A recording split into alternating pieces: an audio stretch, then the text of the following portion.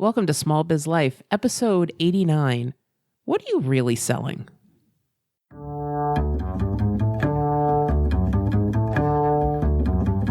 Does this sound familiar? Oh my God, I have so much to do today. Don't forget to breathe. But I have almost 400 emails in my inbox and 30 phone calls to make. Have you looked into getting a virtual assistant yet? Oh, and I need to schedule all my social media posts. Did you drink anything today? I had coffee. Did you eat today? Did I mention coffee's a bean? This is Small Biz Life.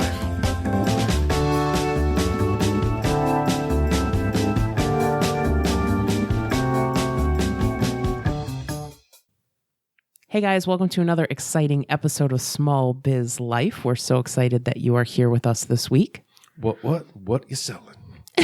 What is selling? That's what we're going to talk about this week. But first, my name's Kristen Ingram. And I'm Jeffrey W. Ingram. And we are a husband and wife team of small business owners. I am a CPA. And I am an IT professional. Ooh, very exciting. We're kind of in a goofy mood this morning. So, it's been quite a week here. We have been having quite the small biz last couple weeks, but here we are recording once again because we love recording. That's right. And we love, bringing new content and new ideas to you. So if you're a returning listener, we want to thank you so much for being with us again this week. And if you're new to the show, we hope that we deliver enough value that by the end of the show, you just have to hit that subscribe button in whatever platform you're listening in. I mean, think how much of your life could be better by pressing that subscribe button. That's right. Because, we try to do a lot of research for you, bring our experience. We have over 30 years combined experience working with small business owners to, bring that to you so that you can kind of cut out the crap and the clutter in your business so you can focus on the things that are important. Yeah, because really, your job is performing the task of your business and selling the products of your business. Our job is to help provide you with information because you don't have the time to do all of the research, and that's okay. Right. So that's what we do. So today we wanted to talk about what is it you're really selling? Because I think a lot of small businesses, and we talked about this last night in our live call with our HQ group, we focus in on the tangible product that we're selling. So you get this, you get this course, you get this book. We don't talk about the benefits that the person is going to receive, whether it's personally or professionally working with you. Yeah, a lot of people are really bad at tying back the actual stuff that you get for using the product or service to the emotional benefits that people derive. And a lot of industries are horrible at this. Every IT piece of software is horrible at this. I've never seen one that does it really well. Most industries are pretty bad at this, I think. I mean, where is it good? Infomercials are awesome at this. They'll take a benefit and maybe even exaggerate it a bit, but to point out that, hey, it's more than just a really tough coating on this pan. You could take a jackhammer and scramble your eggs on this pan, and you could do that just because it'll save you time. You don't need two pans. You're saving time. You're improving your life by using this pan. Right. And if it's sold by an old lady, then it's perfect. Jeff is obsessed with the old infomercial lady who sells the copper pans. Yes. But, she talks about, you're making this wonderful food for your family. You don't have to dirty extra dishes. And think of how much time you can save and then spend time enjoying it with your family. That's what you get from watching those commercials. You get the comfort of having a grandmother cooking you food again, even though yours might have passed. It's a wonderful plotted commercial. Right. So every single business can do this. I don't care what you're selling. You can tap into the emotions of the person who you're trying to sell your product to. So we're going to look at some examples today of ways that you can do that. We're going to look at a whole bunch of different industries, and we're going to help you go through this process. And, it's interesting because we've been doing a lot of research on brain science and decision-making science. There's an awesome course in Great Courses Plus that's a very snarky psychologist. which the professor in this is fantastic.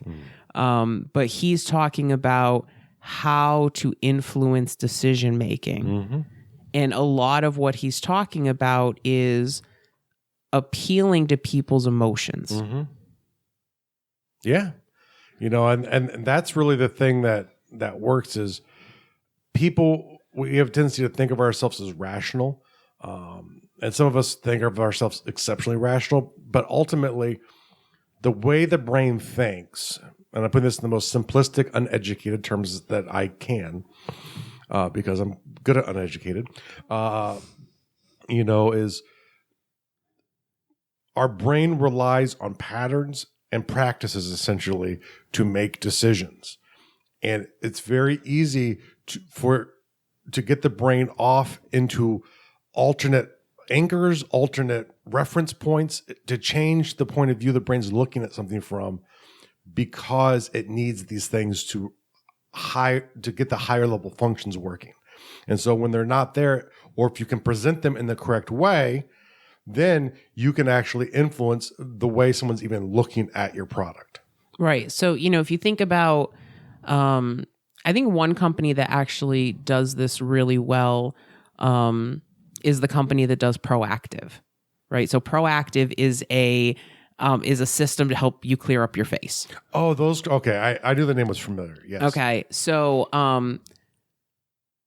yes, they tell you that you're going to, your face is going to get cleared up, but it's often like, mothers with their children talking about how their children's confidence was higher, and they weren't afraid to go to school anymore. And if you kind of think about that, right? I mean, it's facial cleanser. Yeah. And they're really clever too, because they have commercials that appear to be aimed for parents who are probably going to be purchasing the product, and then commercials aimed at the children, where it's like people see you as more beautiful now. People see that in you. And so now you want this, and your parents see the commercial about it, and they go, wow, this will give my kids confidence. So that gives the kids the money to buy the product. Right. But think about it. I mean, couldn't you do that for your products and services? I bet every single business can do this. And where it's important when you're solving the problem is to say precisely and clearly what your product does to solve that. But that's the start. The finish is, what is the effect? What is the actual true benefits, both tangible and intangible, that the customer is going to receive from using your products? Yeah, so there's a really good book on this by Russell Brunson, and I know we've talked about Russell quite a bit. He has great books. Yeah, his books are great. So he has a book called .com Secrets, and it's kind of, the name is really misleading, because I think a lot of people are like, well, I don't have like an online business, so this isn't going to work for me. And if you read the foreword, they address it. The person who does the foreword addresses it right off the bat. Then Russell does right in chapter 1. Yeah, but he talks a lot about how to craft a message, how to think about where you want your customer to go. And we'll put a link to the book in the show notes. But his strategy is, you need to think about not only where your customer is right now, but where you want them to go, right? So where do you want them to be when they're done working with you? Yeah. And if you do this, what you're going to find is that these benefits are just going to pop off the page. Yeah. It's going to be much easier for you to think about them. And we have talked about the avatar a lot, and this is really taking the avatar, but to a new level.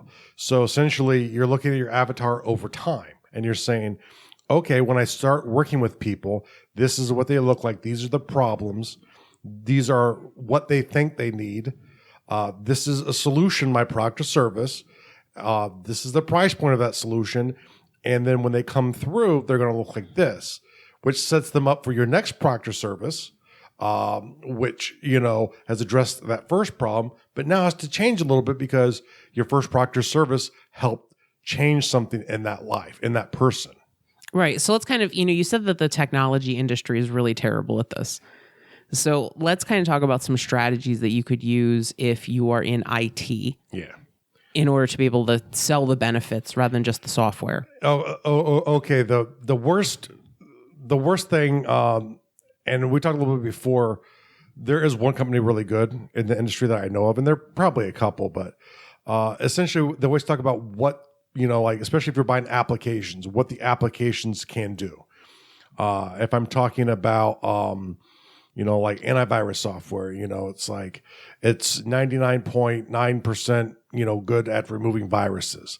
But if I do research, there's a whole bunch right in that same category. As a layperson, I might not even be able to tell that even a subtle change there might be a huge difference. Or, maybe we detect at the same rate, but maybe my software can remove viruses. They can take that disease from your computer a little bit better than the other competitors. But they always talk about it in the raw numbers. It's like, okay, it has this, it's successful this percent of the time. It has this many false positives. It has this many of this many of that. And it's this checklist of the features of the software, which are helpful as a starting point. But, what does it feel like to have a computer that you believe is protected? That you can click on that link with confidence that it's not going to cause your computer to be ransomed. Right, exactly. Think about how much, if you're a business owner, right, think about the things that you worry about. You're worried about your technology failing. You're worried about getting viruses. You're worried about downtime. You're worried about what's the cost to you and customers. Yeah, no, there was a really interesting stat on Fox Business yesterday. They said 60% of small businesses that have a data breach go out of business within 1 year. Holy crap. Yeah. So think about that for a second, that if you can use a stat like that, like say you're selling virus protection, malware protection, data protection, anything like that. If you can say, 60% of all small businesses that have a data breach go out of business within 1 year. And if I'm targeting small businesses, what I'm doing now is I'm looking for well-respected people in the information security space to give quotes about, and you'll find these all over, that the only reason you're not hacked is because they're not looking at you. Most people are going to get hacked. It goes back to the old story of the man versus the squirrel. Goes outside and sees a squirrel and the bird feeder. So goes, makes a few adjustments to the bird feeder and is ratcheting and wrenching on a new little top to it so the squirrel can't get there. And within a couple days, he sees the squirrel back in the bird feeder. And he keeps going on and on, fighting with the squirrel, spending time every couple days trying to fix this problem, trying to keep the squirrel out of the bird seed. And so finally, out of frustration, he goes to the farmer and says, "Hey, how do you keep the squirrels out of your bird seed?" He's like, "I have a bird feeder and I know you're a farmer and you work with this kind of stuff. How do you do it?" And the farmer looks at him and goes, "You know what? You're never going to win because you spend, a half hour or an hour every day trying to stop the squirrel. The squirrel spends every waking hour trying to get to your bird seed. You're going to always lose." Mm-hmm. That's depressing if you think about data that way. But data's the same way, especially if you're being targeted. The NSA, the national security people for the United States, the guys who do all the computer hacking, some of the smartest people in the world, just had a massive data dump where a lot of even the strategies of their tools were leaked out. So now you have these really high-end tools used by state actors in the wild that are designed to actually point the fingers at other state actors. Mm-hmm. And if you think that a standard WordPress site or your small business website put up by any company is 100% protected, you're wrong. So now you've just scared away all the listeners as they're freaking out. But I think that, talking about this, if you're in the IT field, I would be selling the peace of mind, right? Before, when I first started my business, I was really worried about my data not being protected. What happens if my computer crashes? And I had it kept me up at night. Mm-hmm. And if you sell that, you can help small business owners sleep better because they know their data's protected. Yeah. That's a huge selling point because I know that's something a lot of small businesses, struggle with. If you're in retail, and it doesn't, I don't think it really matters what type of retail you're in. You can use people's emotions, their need to save time, their need to protect their family or make their family look good, or, help their kids be, more intelligent or do better in school. These are the kind of benefits you want to focus on. Yeah. Exactly. Same thing like if you're selling like website design, a lot of small business owners don't want to spend money there because WordPress is easy enough that they can figure it out. So even just, setting up the WordPress site for them, you're going to get some sales, but could you increase your sales if you're selling this thing that I'm going to de-standardize the security in a good way? I'm going to make the security of your site better. It will help you spend less time on your site, less things to worry about, less risk in your site because it'll always be up to date if I do it. It'll always prevent brute force attacks on your website. You don't have to worry about that the same way you would if you do it.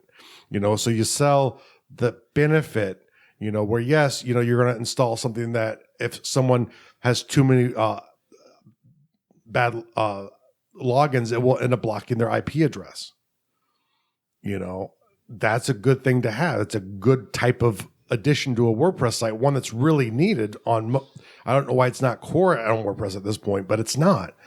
But those are the kinds of things that you can offer, and that the sites need that. That's why you're a web designer, because you know more about this stuff.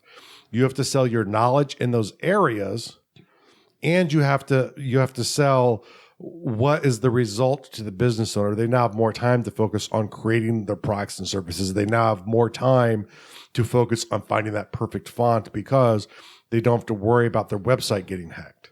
Right. I mean, it's funny because when we were developing the sales pages for Dreamcatcher, which is something we're in the process of doing right now, and that's going to go live probably in the next couple weeks. But we were really focusing on how this process can really change your life. And for us, we spent a lot of time talking about Jeff's story about how, we were testing this and we were putting it together. And, in less than 2 months, Jeff gave his notice at work. Yeah. And this was the catalyst. If it not for this, I would still be working a job where the budget, the company's horrible.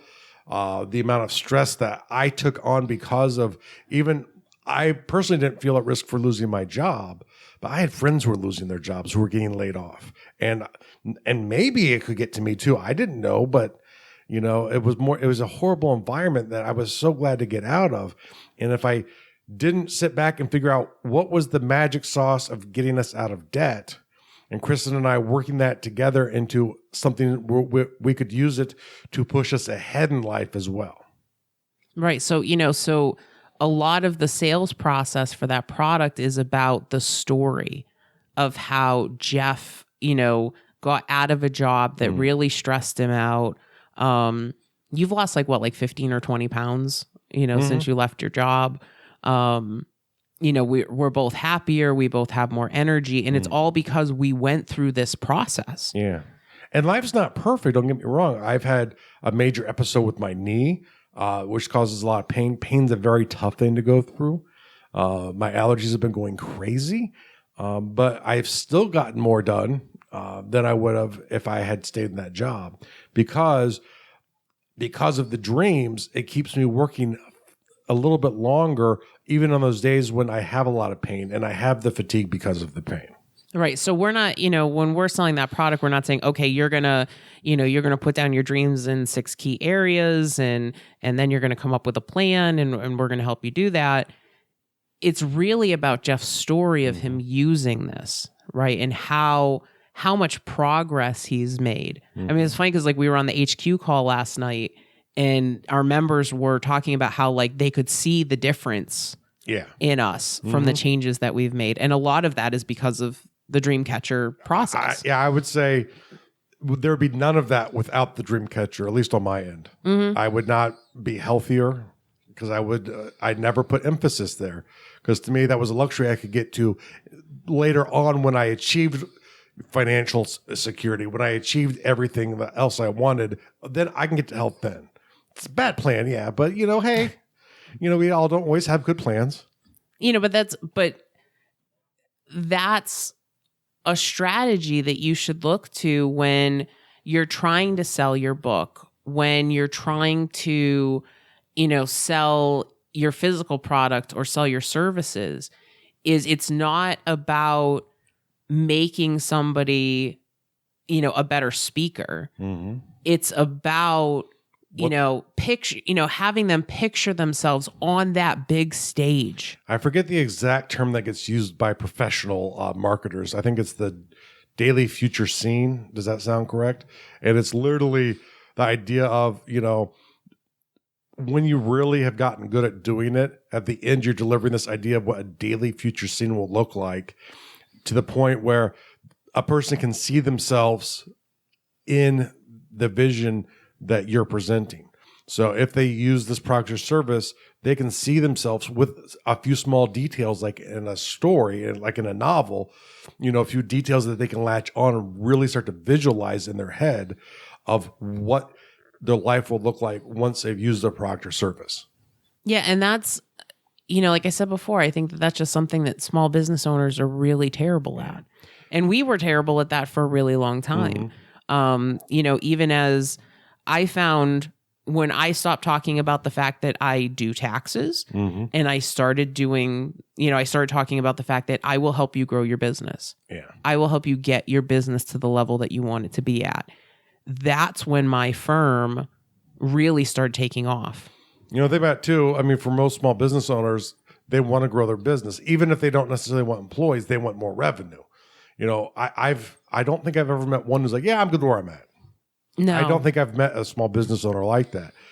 And really that's sort of, it's not even that, Kristen's a very smart person, but she was coming out from the way she was educated, what she knew. And, the thing is, we have to learn to see and listen to the customers, because really, especially if we're working with small business owners, it's all about them increasing revenue.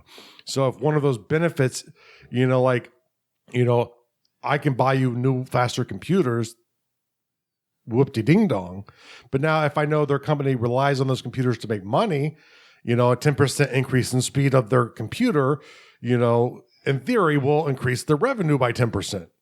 Becomes a no-brainer. Right. And I think one thing to really take a look at is Maslow's hierarchy of needs, if you're not sure where to start with this.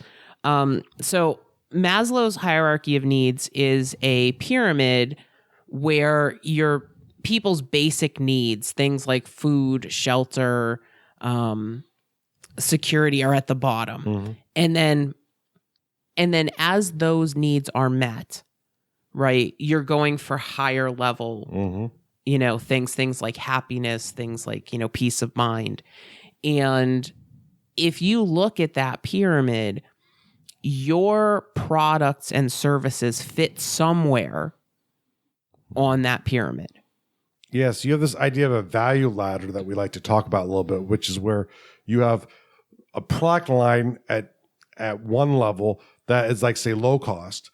And in that product line, you're solving a solution. As they move up that pyramid, you're adding new rungs into your product line and creating more products and increasing your margin. Each time you're going up, you're increasing your margin because you're offering this higher level service than you did before.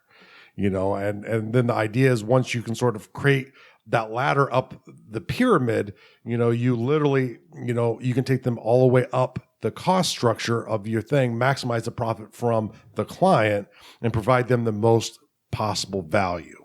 Right. So here, these are the 5 stages in the hierarchy. So the bottom one is psychological needs. Those are things like food, water, warmth, and rest. Then you have safety needs, safety and security, right? And it's interesting because this is pretty low on, this is the second, tier in the pyramid. Mm-hmm.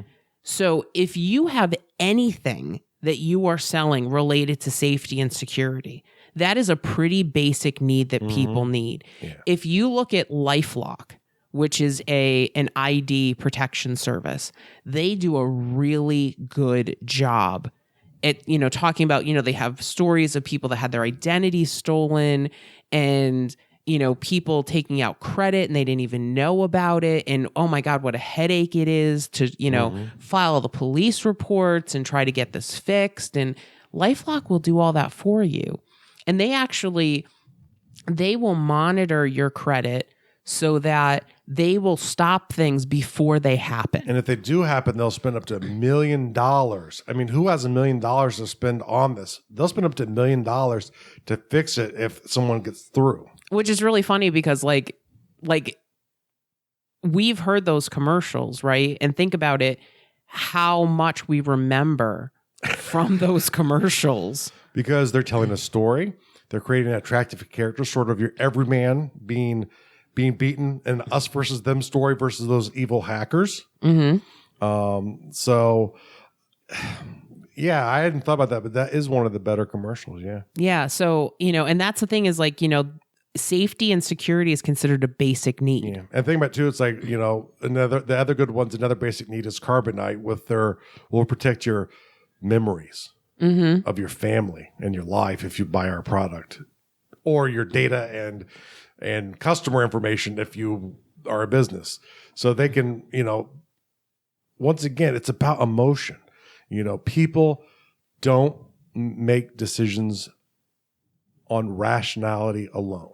You need the rationale, but you need to back it up with the emotions, because that really puts the fire in the belly.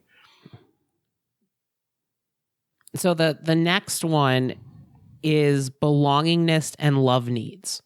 So these are things like building relationships, building friendships. So if this is something, this is considered one of the psychological needs. The other psychological need above that is esteem needs, things like prestige and feelings of accomplishment. So, especially if you're selling coaching, how do you work those feelings of prestige and the need for accomplishment into your messaging when you're trying to sell your product? Yeah. And then the highest level in the pyramid is self-actualization. And that's giving Jeffrey money for buying his book, I believe. So this is about achieving one's full potential, including your creative activities. And I think it's funny because I think a lot of people who are in the craft industry, kind of think like, well, what I sell isn't important, right? It's not a basic need. But those creative endeavors, that's the highest level you can achieve in Maslow's hierarchy. And think about it too. This one always drives me crazy with crafters because it's just the opposite. Have you ever been like in one of those years where you get a couple of different birthday presents and you get the tie, the pair of socks, and then you get someone like to cross stitch you a castle? What's the thing that you have 30 years later? Mm-hmm. The cross-stitch castle, that becomes part of your life. And I know you all want a cross-stitch castle, and I will not sell mine because it's too important to me. But, the thing is, those crafted things, especially given to us from our loved ones, are so much more powerful as gifts than any other gift that I ever received, except for my Xbox. Well, it's funny because when you were in the service, your mom crocheted you a Christmas tree. I still have that. Yeah, and she made this like plastic box that is all, a nativity scene. Yeah, and there's a nativity scene on the box. And it's all, she handmade the whole thing. And it's funny because like we still put that out every year. And it's one of those things like that is like one of your treasured possessions, because when you were in the service, you didn't have a Christmas tree. Your mom sent you one. My mom sent me one. It will be with me forever. Thank you, Mommy. But, beyond that, it's like, I have a pillow on the couch downstairs that my grandmother made me for when I was a child. It is a goofy, ugly pillow, which my wife has never even asked for me to get rid of. Nope. Because she understands where I got it from. That means more to me than any other pillow, even my pillow, which is a great pillow. But if I lost my pillow, I would be like, oh crap, I have to buy another pillow. If I lost my Nana pillow, it would crush me. I have my Nana blanket. You know, these things that are crafted from our loved ones, even if we don't appreciate it at the moment, throughout our life, the endearment wraps into us. And people who are selling crafting, please go there, because you're selling the people the ability to deliver those kinds of goods and services that have brought me joy in my life, and they should give me more stuff. Sorry. But, you know, so think about those stories that Jeff just told.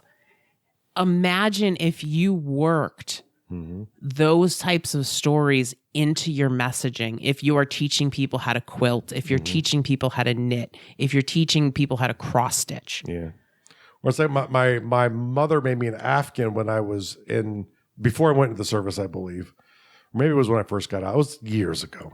And, I picked out, she asked me what design I wanted, and I picked one that looked kind of like a little Rubik's Cube design, which I thought looked cool. It was gray and black to sort of match my soul. And so my mom makes me this thing, and we've got to joke. And every time I see her, pretty much we talk about this thing, because I guess it was a real pain to make. And but every time we see each other, it almost always comes up. Because we both have this connection to the blanket, because it was so tough for her. I better like it, but it brought us more joy and more connection in our lives. So crafters, respect what you do. It's amazing. Yes, absolutely. And I think that getting those types of stories out there, especially for people that are just beginning, or maybe they're a beginner, but they want to move to the next level. Like they don't feel confident enough to give things as gifts because they don't think they're good enough at it yet.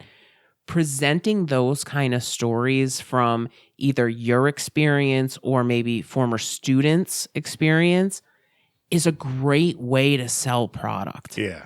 Oh, I agree. Absolutely. It's a great way to keep the student in your system too, working with you to get better, to master and to work through where I'm sure there are levels that are really tough. I for me would be starting, because I don't want to do that. But for the people who want to do that, I'm sure there's a lot of difficult things that you need to learn that can be frustrating sometimes. And if you can help get people past those, it's a great service you're doing them.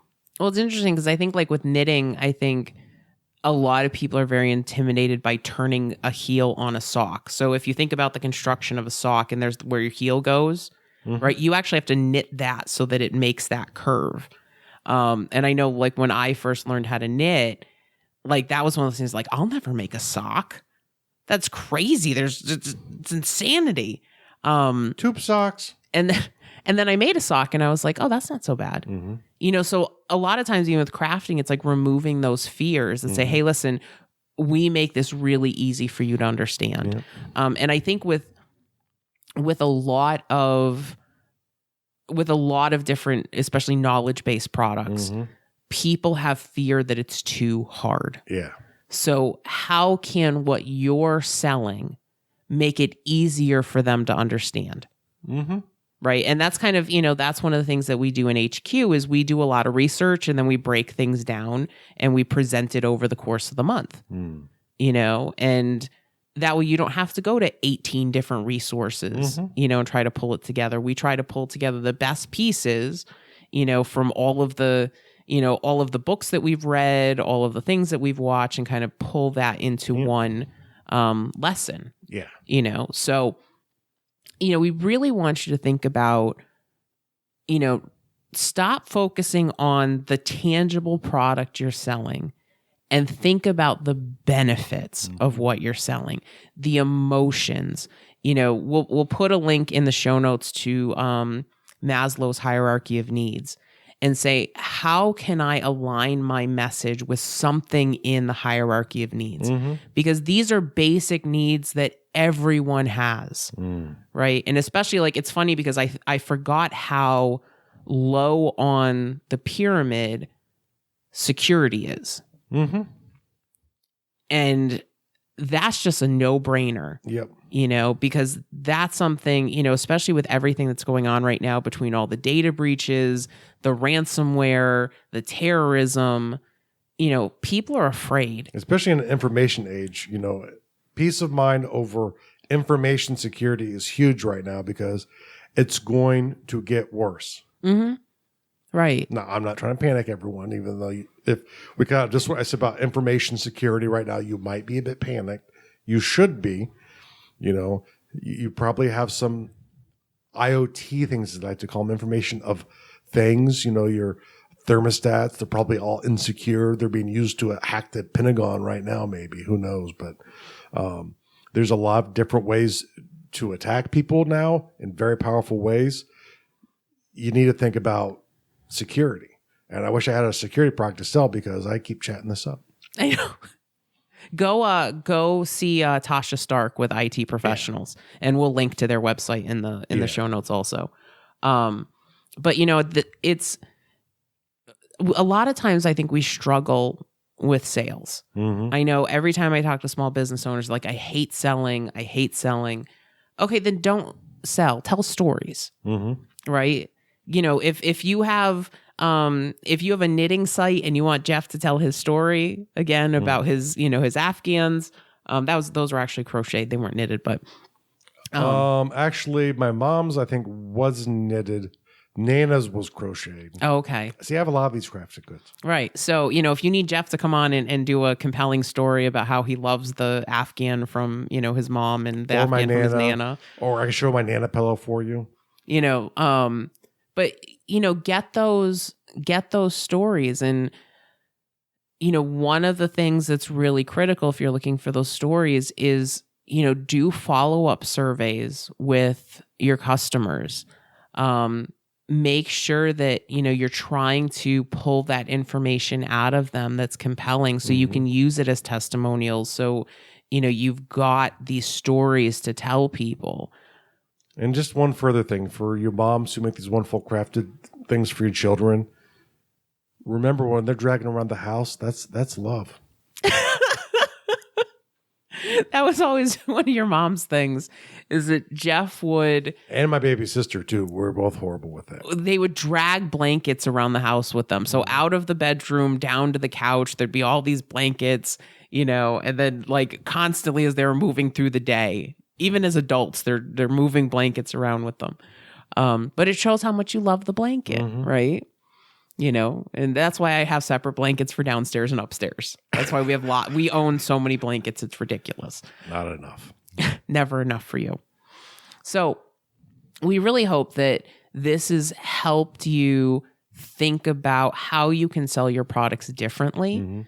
The messaging that you're using, the stories that you're using. If you're not using any stories at all, okay, you have to integrate stories into your messaging because people remember stories, you know, and we talked about how to craft stories, you know, in previous episodes. And don't worry, your initial stories aren't going to be great because even the ones I've told for my business haven't been great so far because I'm still trying to find my voice and how I do it here purposefully, you know, but the thing is, like everything, you have to practice to get better. So just start doing it. Just start doing it and you'll get better and you will find that voice if you pick the right attractive character for yourself. If you pick the right types of stories to tell for yourself, you're going to crush it, you know, because you're really exposing yourself, which in a way is kind of scary in the age of the internet and the trolls, but you got to do that because you know what? It's only going to get more competitive online. Right. Exactly. So, you know, if you're wondering like, how am I going to fit this in with everything else that I'm already doing? We have a free daily focus planner that you can download from our website. If you go to smallbizlife.com/focus, this is a tool that Jeff absolutely loves. it's really going to help you structure your day. It's going to help you with your morning planning, and it's going to help you get more done. So again, you can get that at smallbizlife.com/focus, free download, and you'll get it instantly.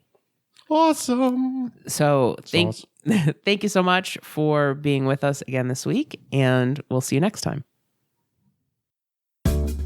This was Small Biz Life.